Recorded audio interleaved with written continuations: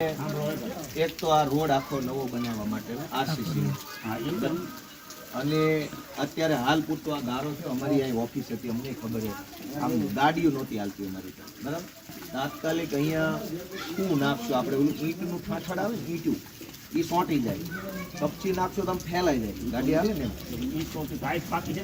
સારું નાખો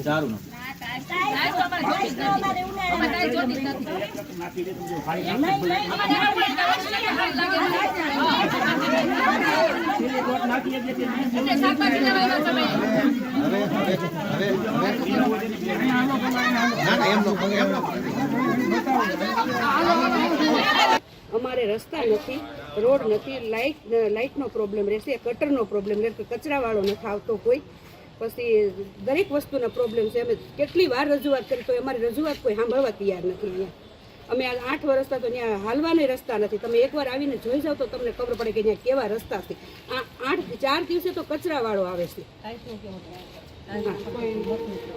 મત નાખવા આવે તો એ મત નાખીને અમને એમ કે આ તમારા રસ્તા થઈ જાય છે. આવા અમે 3 વાર રજૂઆત કરી તો અમને કોઈ રસ્તો નથી થયો, કોઈ જાતનો અમારો વસ્તુ નથી થઈ.